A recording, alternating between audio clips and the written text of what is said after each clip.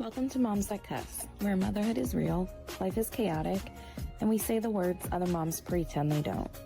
We're your hosts, Tiff Tee, bringing real life, raw, and non-judgmental conversations about chaos, kids, and clapbacks.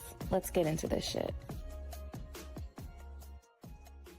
Girl, Okay. let me tell you about this shit. So I was not prepared, nor was I sober enough for the conversation that Larry and Brooklyn had on Christmas. So, Brooklyn and Larry have kind of had this love-hate relationship for, Yes. for a long time. I met Larry when Brooklyn was 1.5-ish, I think. Maybe not even. But so on Christmas, she actually wrote him a letter and was asking him to be her dad. She mentioned something vaguely about it. And Yeah. she's like, Mom, I'm going to ask Larry to be my dad. And I was like, okay. She just didn't elaborate or anything of that nature. So I was kind of like, Yeah. cool, whatever. I thought maybe she would have followed up, but I have ADHD. I'm sure of it. And it just kind of like went in one ear and out the fucking other. I didn't even think nothing else of it. And she's like, the letter I told you I was going to write him. And I'm like, oh, that letter. Mhm. Didn't even, like I said, like it didn't cross my mind even, a little bit after You're she like, oh, had I thought said we were it. just talking about this. I didn't realize we were writing letters. Yeah. So she hands him his little gift, and I can't remember if he asked me to to read the letter. Whatever ended up happening, I ended up getting the letter, and I had to read the letter. So my mom, she spent Christmas with us, and the twins were here, and Zakai and Kyle and Corey. They were like tearing their presents open, and I start reading the letter, and Mhm. it's like, Dear Larry, I know that you've been taking care of me for a long time or something of this nature. And she goes along the lines of saying, like, it takes more than blood to be a dad, and you've been there for me. And I'm reading this letter, and at this point I'm reading it and I'm like, Yeah. Choking on those tears. because I was like, wait a minute, like this little old person has these really big Big emotions. feelings. Yeah. And I Yeah. mean, they were so big. And she's like, I wish I had the letter in front of me. I probably wouldn't read the whole thing, but there was just certain pieces in the letter where she was just expressing that she values Larry for taking care of her and for raising her. And at the end of the letter says, I know you're my stepdad, but can we take it a step further and you be my dad? And Oh at my the bottom of gosh. it, it had like a little square, two squares, and it said yes or no. Oh, Brooklyn. That And I makes was my like, heart so happy for them. So girl, did he check it off? Like, did he yes. answer her? Oh, okay. Yes, so we're like, first of all, not a single dry eye. No, I'm crying over here. Shit. I'm getting chills talking about it because it was so sweet. And I'm like, Jesus. So my mom's like, oh my God, Brooklyn. Everybody's like, what the Oh. fuck? Where did this come from? And she's just grinning. And then she says, while I'm reading it and I'm like choked up, she's like, y'all got me about to cry. And I'm like, what do you mean got you You about to you cry? wrote this. These are your feelings, your emotions. Like what? And I think it had just hit her like, oh gosh, Oh. like I said this, like, oh my gosh. But yeah, so anyways, Larry, he goes and he grabs his pencil. He's looking around as he's got something in his eye.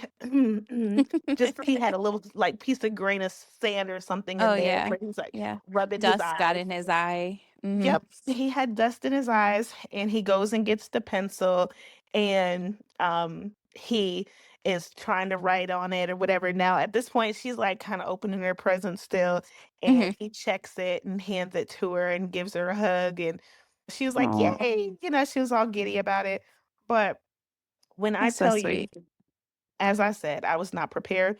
Yeah, but I couldn't believe it. But when Brooklyn was probably, I would say it was probably like 3 years ago, she was at the point where she was anything that Larry told her. It was kind of like, you're not my dad. She bucked at It him was so bad. really rough. I remember us having conversations a lot about Larry in Brooklyn because my Brooklyn and Marvin are the same way. Like, they butt heads the most. And I would have said, out of all of your kids, I would have least expect that from Brooklyn. Yeah, So that's, I mean, man, what progress over the I past few know. years. You're right. And it's like, that's why I said they have this love-hate relationship because Brooklyn and like anytime Larry moves, Brooklyn wants to move. Anytime he's Yeah. going somewhere, like Brooklyn's always in the car and stuff like that. And I just really think that it had a lot to do with her not wanting to take direction from him because she was still upset that her father was gone. Her Yeah. father is deceased for those who don't know. But I think that she was just struggling with that so bad. Yeah. And now, I would say when she was around this time when she was bucking the system, I'm like, Larry has literally been around since you've been 1.5. So regardless if, your dad was here or not, he still knows you. Yeah. He's still around. You still know him and he's still my partner. So, Yeah. you have to have respect for him just because he is who is here and taking care of you. And I've never made my kids call Larry dad. Hmm. I talked about it, like, if they said, especially like with Brooklyn when the babies were younger and, they were calling him daddy and stuff like that. Hmm. And, me and Larry had talked about it and I'm like, I would never force that on them. Yeah. But if they come to a point where they want to call you dad, are you okay with that? Of Yeah. course, Larry didn't decline, and none of them have called him dad. But Yeah. it was like, I'm not going to make them call Yeah. him dad, regardless of how long we've been together. But if you feel the need, and I think that with age and with time, Brooklyn has realized, that he does take care of her and it doesn't discredit her father at all. It's Yeah. just because Larry is here Yeah. and he will do anything for her. He always says, like, she's a go-getter. And if she's, wanting to make money or something like that, he's like, she's gonna be the one that's out grinding. Yeah. She She wanted this. definitely is. She is the entrepreneur of the bunch, but Hmm. she wanted this pocketbook for Christmas. And I'm like, I mean, the pocketbook is the size of the palm of my hand. I'm Yeah. like, I'm not spending that. It was $100. Oh, wow. Like, I'm not spending $100 on this purse that's the size of the palm Larry of my would, hand. though. He would. Girl, He would. yeah, he did.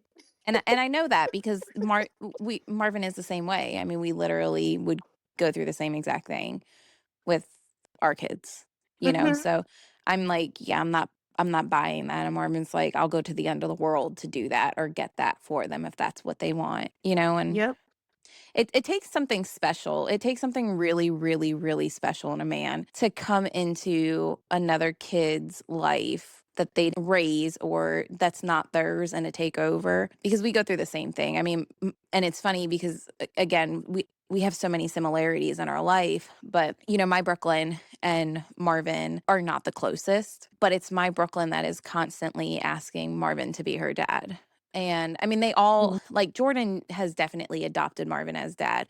Her and Jamal do not have a good relationship at all. Like, Jamal just really was not very present in her life. And she witnessed a lot of stuff that we went through when me and him were together.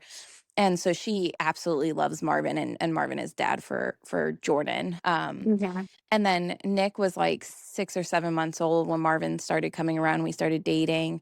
So, like, I don't even think Nick knows that Marvin's not his real dad. Like, when the other kids talk about Jamal and like when they were like actually like visiting with him or seeing him, like, Nick would call Jamal dad, but I think he was calling Jamal dad because the other kids were, or Yeah. because he was referring to himself as dad. But Hmm.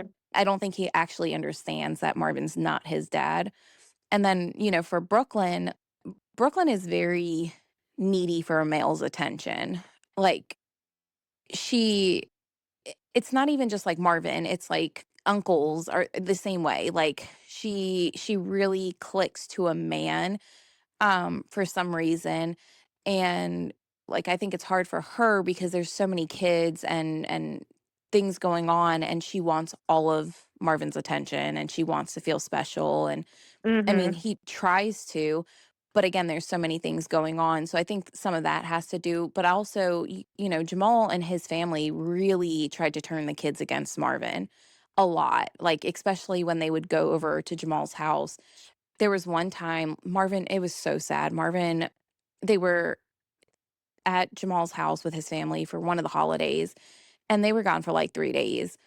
And Marvin was so excited to come out to like get them out of the car and like to say hey and see them. And the first thing Brooklyn gets out of the car and says is, "You're not my dad." Oh. And like Marvin was like just shattered.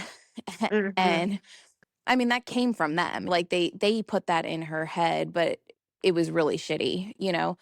Um But since they haven't been around Jamal and his family, Brooklyn and Marvin's relationship has gotten better. I mean, she's still preteen and wild and crazy, and she talks back. Yeah. But I mean, she has also asked Marvin to be her dad more so than the others. Like specifically, has asked, "Will Yeah. you be my dad? Will you adopt me?" Yeah. Um, and it's just so sweet. It really is just Yeah. so sweet. Like the bond that he has with my kids and the bond that Larry has with your kids. Nobody would ever know that they're not our His. husband's kids. You know what I Yeah. mean? Uh-huh. Yeah. Um Hmm. so but it's funny because like seeing your kids with Larry again, Brooklyn, I would say probably I would not have expected that. Like Larry with the older twins, Yeah, they have such a great relationship. I mean, they really have such a great relationship. they do. Yeah, and I love seeing pictures of Larry with the girls, and then obviously the younger twins are his, and then you've got Kai and Brooklyn. So Yeah. that yeah, Yeah. It it's really it so caught me sweet. off guard too. Yeah, It did. I would But have been crying like a little baby. Oh my god, I wouldn't have even been able to control it. yeah, I legit had to take a long pause because I was like, what is happening? And I'm like, Yeah, um you know, yeah, like yeah, golly. And then, before I knew it, tears were streaming down. But my thing with all the kids is, especially for Brooklyn, yeah, Brooklyn is needy for attention as well. hmm, So I feel like with Anaya and Isaiah, they have their dad. yeah, And, I wouldn't have expected Anaya and Isaiah to do that just because Anaya and Isaiah have their own relationship with their dad, and yeah, he's somewhat present, so he doesn't, it's not like they're missing something. But for yeah, Brooklyn, she sees, Anaya and Isaiah have their dad. And of course, Kyla and Corey, that's their biological dad. And she knows that. So I think that she wanted to have, I mean, of course, I know that she loves Larry, but I think that she wanted to have a form of acceptance to be able to say, like, this is my dad, yeah, I want to have a dad that's here with me. He's here with me. He's taking care of me. He doesn't have to be blood to be my dad. And he is that presence right now. yeah, So I think that they have a unique relationship. And yeah. I just was like, wow, Larry, like, what do you say to that? Best gift ever. Like, how does anyone top that? Because Um, but yeah, so anyways, I guess moral of the conversation is that when blending families, I expected Larry to step up and be a part of my kids' lives, and he has, but I never thought that it would actually come to a point where my kids were like, "Hey, can you be my dad?" In real yeah, life. Of course, because I never expected Brooklyn and Zakai's dad to pass away, but yeah, it was just completely unexpected to have that happen. And they have really done well over the last, I would say, like, year or two, because it really started happening when we moved into this house, which was 3 years ago. hmm, When we moved here 3 years ago, that's when really a lot of the ruckus started happening. yeah, So it's taken some time, but there again, I really think that it came with maturity. And yeah, I was like, "So, what do we do from here?" yeah, Because, Larry, not married. There, we had that conversation. I'm like, "So, yeah, sir, we gonna have to do something here because she's looking at us for answers." yeah. But yeah, I either guess way, now you guys need to get married and adopt some kids. Yeah, we're gonna have to do something because she's kind of looking at us like, yeah. So I asked Larry to be my dad, and what are you gonna do about it? I Yeah. was like, dang. And maybe that's why she kind of asked me for my permission because they know that she knows that me and Larry aren't married. Yeah. But yeah, so either way, it's not easy blending families, but it really No. is very wholesome when you have someone where your kids feel comfortable enough to even come and ask that type of question and Yeah. for him to respond to it. And it was kind of like an automatic, like there wasn't anything to think about. Yeah. And I think that all the kids were like, wow, even the twins, they were crying. Yeah. Um, it was just a very heartfelt moment on Christmas, and I think that we kind of needed some extra love at Oh, this yeah. holiday time. Yeah. So we've had this conversation with my kids multiple times. And again, going back to like, it takes a really special person to come in and to father somebody else's kids. And, like, we have a lot of issues with Jamal and his side of the family. And like, the kids are not seeing him. They're not speaking to him because it's just not safe right now for them to be around him. Like he's just hasn't been very good to them. And there's a lot of trauma where he's concerned. Again, like Jordan and Nicholas really don't have a lot to do with him, but Brooklyn was the closest to Jamal. And so I think a lot of Brooklyn and Marvin's issues were not necessarily because she didn't love him, because she does. I mean, you can very much tell she loves him and adores him. And things have gotten so much better with their relationship since Jamal's no longer in the picture. um but a lot of it, I think, had to do with the fact that, and she said this, she felt like she was betraying Jamal, like by Mm-hmm. wanting or needing a relationship with Marvin. And, Mm. so like one of the conversations that we had to have with the kids was that like Marvin chooses to be here. He doesn't have to be here, especially, before Asher. Um, he's here, he deals with all of their bullshit on a daily basis. And it's a lot. I mean, it's a lot of bullshit. Uh-huh. All of the crazy, all of the PMSing, all of the fighting, like all of the back talk. And you know he's the one taking them shopping for back to school. He's the one going to school and filling out all of the paperwork at school, or he's the one buying them the school swag, because I don't buy that shit. Like, I'm not spending $35 on a hoodie that says a school name on it. um Right. Me but either. he no Make yeah that but shit in my living room. exactly, I'm like, nope. But he makes sure that every single year he goes to every single teacher meeting and buys them something with the school's name on it, like a hoodie, a shirt, whatever. Uh-huh. Like he makes sure they always have book fair money. Like he's there doing all of the dad things and showing up every single day for them. And he doesn't have to, Yeah. like he doesn't. They're not biologically his. Yeah. And it's so special. And that's something that, again, we've had this conversation with the kids to try to show them, like, hey, he wants to be here, he's choosing to be here, he doesn't need to be here. And I think Yeah. once they realized that, it was like a bonding moment, especially between Brooklyn and Marvin. And it Yeah. was like, okay, well, my dad doesn't call and he doesn't visit and he's my dad, but Marvin is here every single day, trying to help me, trying to teach me, trying to spend quality time with me. And Yeah. he doesn't have to be here and he's here. So Right. that was really a good turning point for them. And again, that was when she really started to be like, hey, you know, can we make this official? I want you to be my daddy. And of course he cries too, and he, is like, yeah. And so it's kind of, been hard since Asher was born. And man, when we told the kids, we were so nervous when we told them that we were pregnant, because we were like, how are they going to take this? Because, you're going with the 3 kids all having the same dad and one last name, and then Asher's gonna have mine and Marvin's last name. Yeah. And we didn't want them to feel divided.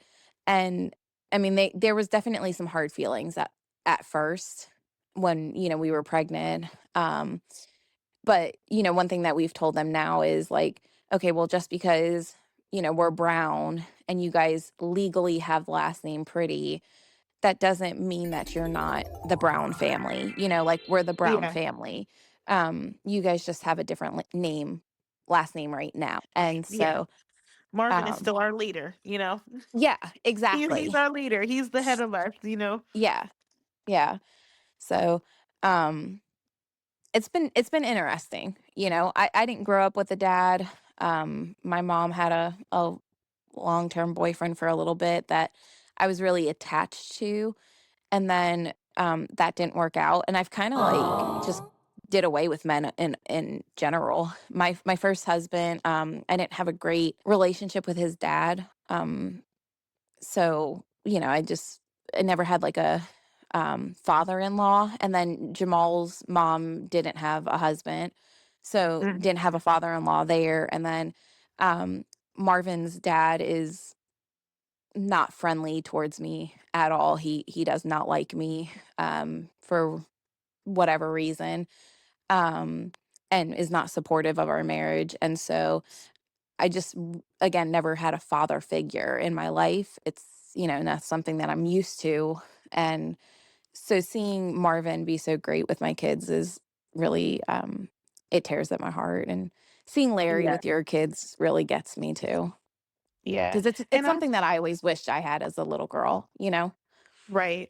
And I would say, like, the biggest challenge with having Larry, well, no, I do want to say this. It was really funny because you mentioned something about their last names. And Yeah. this is how my life ends up being like for the shits. Because when I always tell people my kids come in twos, right? So I have Anaya and Isaiah, they have the Yep. same dad, and then I have Brooklyn and Zakai, and they have the same dad.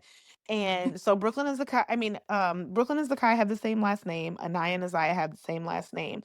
Well, somewhere along the lines when me and Larry got pregnant, I was like, oh shit, like my kid is gonna feel so fucking left out because although Larry has kids, that will have the last name McNeil, like this kid is gonna live in this house with these Hmm. other kids who share last name and they're only gonna share last name with their dad, and me when we eventually get married. But this is where my thought process was when I initially got Yeah. pregnant. Look at God. He was like, your child is not going to be alone. I'm going to give you two of them so they can share the same last name because that's what you're concerned about. Here, have two. Hmm. Now they got the same last name. So now your one kid, your singleton that you thought you were going to have. No, honey, I'm gonna give you two of them so they can share the same last name. So I say like, oh, my kids come in twos. Yep. But I would say the biggest challenge, like with the blending the families, I don't even more or less think it was really blending the families. It was more so me coming from a household where my mom was pretty much a single mom Yeah. and we didn't have male figures around. I Yeah. think I spoke about it in a previous podcast that my mom had, I think her only boyfriend that I really grew up in the household with was my little brother and my little sister's dad. And that was it. But he came along later in life. So I think I was maybe in like the 8th grade when him and my mom were together. And Hmm. they weren't together the whole time from 8th grade to 12th grade. It was kind of like an on again, off again type of situation. Sometimes he stayed with us, sometimes he didn't. But he was the only relationship that she had where I lived with a man. Yeah. So having Larry come into the household, yes, it was kind of difficult having Yeah. another authoritative me and Brooklyn and Zakai's dad, we were together for some time, but he was very much so relaxed in his parenting. Hmm. He just kind of went with the flow. He did kind of like try to put his foot down sometimes, but he was more or less like relaxed. Larry Yeah. was very much so in authoritative position. Like he Yes. was like, this is how it should run. This is how it should go. The kids should Yeah. have chores. They should have stability. They should have this. Yes. We need to put rules in place. And for me, that was the biggest thing because I was like, I don't really know how to do this. Yes. Well, because we um, we went through the same thing too over here. And it's funny because again, referencing back to us living the same life and having so many similarities, Marvin and Larry grew up literally on the same street. And they know the same people, not knowing how many years later they were going to wind up living in the same neighborhood, and their, we're going to say, wives, are best right. friends. But they, I mean, they literally were raised the same exact way. Like, very much Marvin and Larry are very, very, very similar. Like, the way they talk, the way they act, the way they parent, very similar. And Yeah. again, I Mm-hmm. think it has to do with where they were born and where they were raised and how they were raised. And it was hard for us as well because again, I was raised with a single mom, and a single mom that worked her ass off to provide for four daughters Yeah. and wasn't around very much, and it wasn't anything that she had control over. I mean, she was working two or three jobs at a time to provide for us and give us the best life possible. So she wasn't there, and so we grew up very, very, very fast, and we were wild as hell. And we were bad as shit. I was the best one out of the four. I gave her the least amount of trouble, but I still had my fair share of shit. And so there was, my mom's my friend. My mom was always my friend growing up. And she was growing up with us. I can tell you some crazy ass fucking stories about my mom. And that's probably why I have some wildly inappropriate parenting conversations with my kids that mortify Marvin. um there was, sidetrack real quick, there was one time we were in the car, and that ludicrous, I want to lick you from your head to your toes, Yes. and I want to, yeah. Hey. And I was like, hey, and I was like trying to raise the volume, and Marvin was like, what? And he like turned the volume off real quick, and I was like, that's my shit. And he's like, the kids are in the car, and I'm like, okay. And he goes, what would your mom do if that song came on and you guys were in the car? And I was like, shit, she was probably singing that song right there with me, like, I wanna, and like, the fuck, and that's my mom for you. And to this day, that's my mom. She's my friend, she's my best friend. And but there really wasn't a lot of rules in our house. um if we wanted friends over, they came over. Like, our house was the house to be at. If we were going to drink, we were going to drink at home with my mom in the house. Yeah. So raising my kids, especially, there was times I was a single mom, and I kind of took on the same thing. My kids are Yeah. my friends. I've got a more of a friendship relationship with my kids, and I'm very bluntly honest with my kids. And Marvin came in, and Marvin was like, no, like, Yeah. no, this is not how we should be.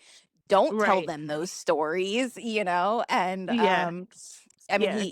there's going to be rules, and there's going to be discipline. And um that was really hard as a blended family, because that's not something that I was used to at all. Right. And there was a couple of times where I was like, what the fuck did I get myself into? Like, like, I don't know if I want these rules, and I don't know if I want this discipline. It's needed. I mean, it's, oh God, is it definitely needed. And now we function so much better, but in the beginning, it was really fucking tough. Yeah. Yeah. And I think that's probably where we're at now. I mean, we're trying to get better with time. And I don't think that it's just like parenting. Me and Larry are just really two completely different people. Yeah. So, trying to get on the same page. But I do, like, as of me right now today, me right now last month, I want to have that. Like, I want them to have not just a father figure, but a Yeah. father that's present and does the father things, like, Yeah. and we talk about it all the time. I'm a little bit more nurturing. He's a little Yeah. more stern. Well, we need that balance. Yeah. I need that. They need that. I need somebody to put me in my place too. Girl, sit your ass down and Shit. hush. Yeah. Yes. I Like, love it, sit me man. down, okay? I love it when Marvin tells me, you like, to be quiet, or not disrespectfully, or because Yeah, like no. I need to be told to be quiet, like Right. I need to be told that I'm acting crazy. Like, Yeah. girl, I love it when he does that shit. Like, I'm like, okay, you go, you daddy. Yeah. Yeah. Like, be daddy, you Be, know? you are the daddy, You okay? are the Tell me. daddy. Tell Yeah. me. And again, maybe that goes back to my childhood trauma and not having a dad.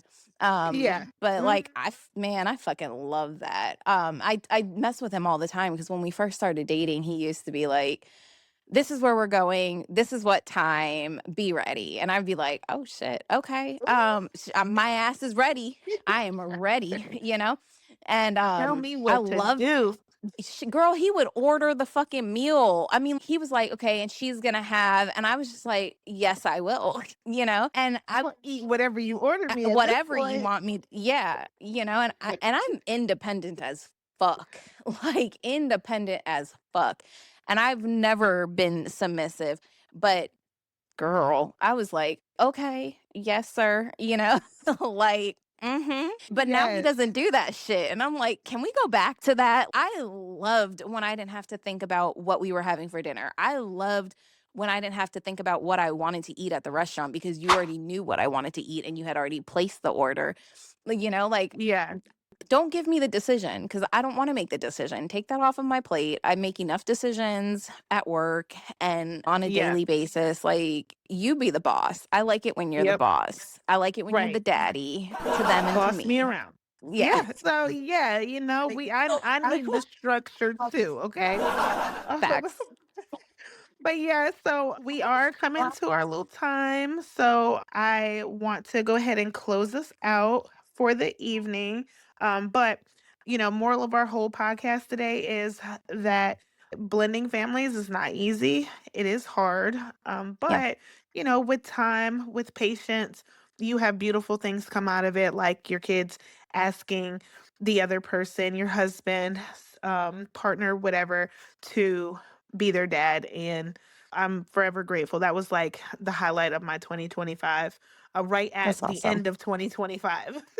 Yeah. So, Definitely a good but way to go out for you. yes. Yeah. So if you guys would like to share your stories with us or leave us comments, maybe on tips or ways that we can, like continue to build with our blended families, we'd love to hear your feedback. You can leave it in the comments section on Facebook, on YouTube, and on Instagram, and we'll have that all of that in the description below.